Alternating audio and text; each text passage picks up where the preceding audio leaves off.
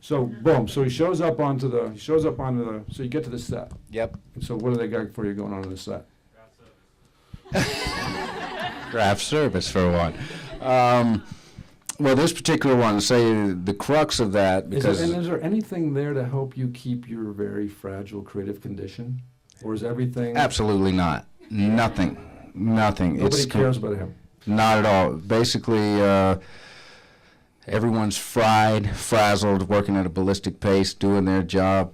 They ain't got time to worry about you. You know, that's the reality. It's never focused, and you have to take your space in that moment. So, hold on, we're almost with you. We're with you. So you show up on a set. You show up on They have set. a little trailer. You got your trailer. You go in the trailer, drop your shit, get into set, check set out.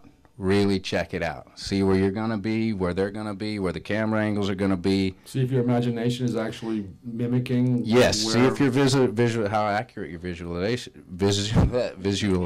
is, and adjust it. Adjust it accordingly. It's normally pretty accurate once you develop the ability to visualize, which I know Tom works with you guys on, and it's key. So it allows you to, when you get to set, to quickly assimilate the puzzle that is in front of you and make it a ballistic reaction rather than something that's in the front of your mind. That has to be the dance in the back. And that allows you, that visualization and that piloting through allows you to actually get to the crux of what you're doing, your intentions, your stakes, your relationship, the core of the craft of what we do. So that's one of the things he's actually doing in the car, too. On his way to his car, he's visualizing the possibilities on that particular set and seeing and wondering, filling himself up and wondering what they actually have in store for him. Now, it might seem like a wasted step, but by putting it out there and questioning, okay, what do they have for me? Just like when you start with the script. He turns the script over, makes sure he gets himself into a condition because that first impression is going to be a strong one. Well, the same first impression of that set needs to be a strong one. And because he's preparing, he's juicing himself up to receive probably something that totally outside of what he prepared, but he created a space for himself in that particular way. And so that's what he's talking about. So he goes there, he checks out, he gets to the set as quickly as possible because, you know, he's hungry. You're already hungry for it. You've set yourself up for it. And so he goes, and now he's trying to assess. Now, who are you dialoguing with? Okay, you go and set, you get in there, it's crazy. People are scrambling everywhere, people hanging on wires, all the camera guys are set up in the well down low.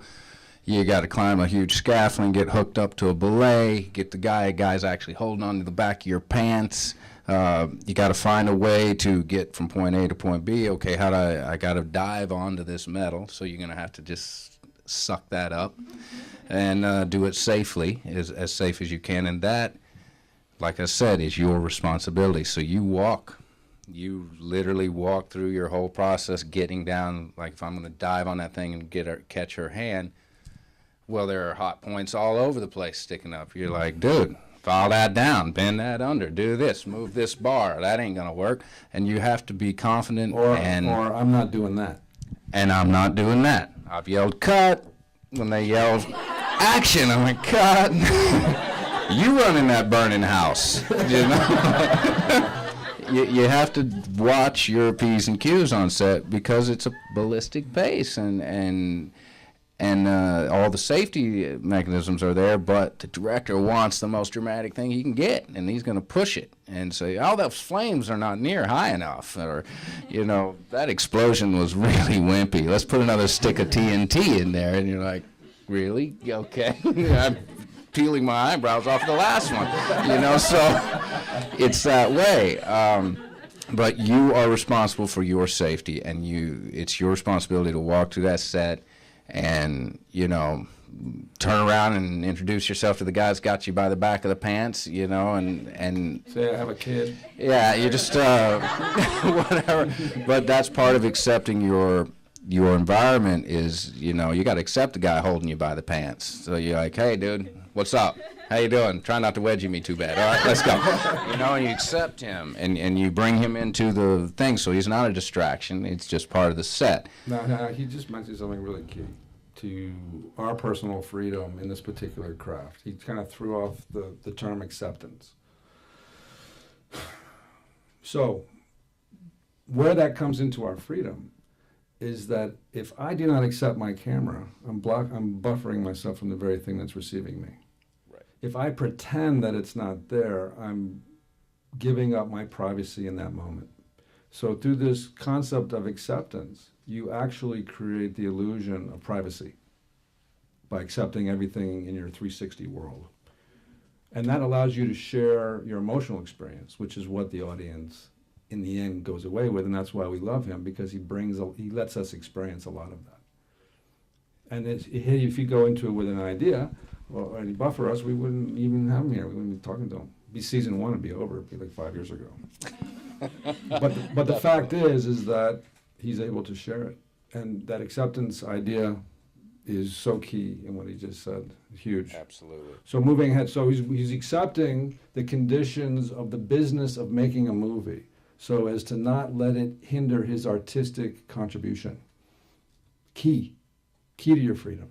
Okay, go ahead. Yeah. So you're there. You've walked over your safety issues and so forth. You've figured out the camera angles, where the other actors are going to kind of be, and the whole time people are cracking jokes. It's a loud set. The director's yelling at somebody. The stunt guys something's not working with the cable. All that is going on right before action. And it gets to a fever pitch right before, okay, roll camera. Quiet on set. Quiet on set, they don't say. Quiet on set and actors ready does not exist, pretty much. It's unless you need it. And I said, whoa, can we get 10 seconds? I need 10 seconds of quiet, and then roll. And that's what they do. And key 2, music.